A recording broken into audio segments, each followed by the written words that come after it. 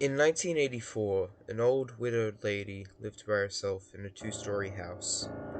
She was completely immobile and bound to a wheelchair.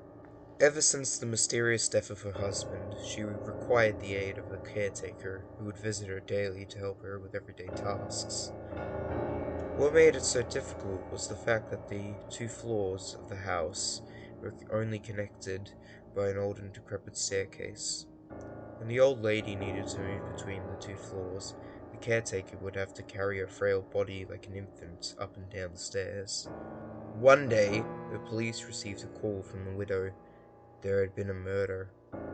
Since police units were scarce at the time and the murderer had already fled the scene, only one detective was sent out to conduct the initial crime scene report.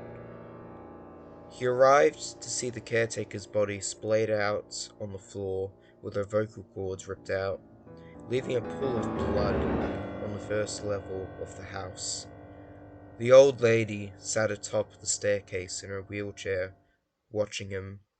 Still and silent, seemingly in shock. He merely ruled her out as a suspect due to her inability to move up and down the stairs, and because she was trapped up there at the time the murder took place. It was similar to the death of her husband, who had suffocated in his sleep on the couch downstairs many years ago. The detective put on his gloves, took photos, swabbed for evidence, and covered the body until the coroner arrived later. All routine business. He scoped the entire first floor for any clues, then asked the old lady if he could take a look upstairs. She insisted that she was upstairs the whole time, and that no one apart from her had been up there that day. Regardless of this, the detective ascended the staircase, to which she slowly and hesitantly moved aside. Beyond the staircase, there was a narrow corridor with 3 closed doors along it.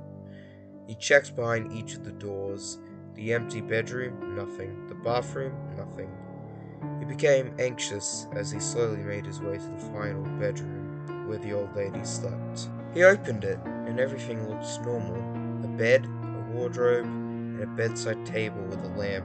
He checked every wall of the room in horror. It was not what he discovered, but what he didn't, that made him stop dead in his tracks, and slowly reach for his gun in its holster.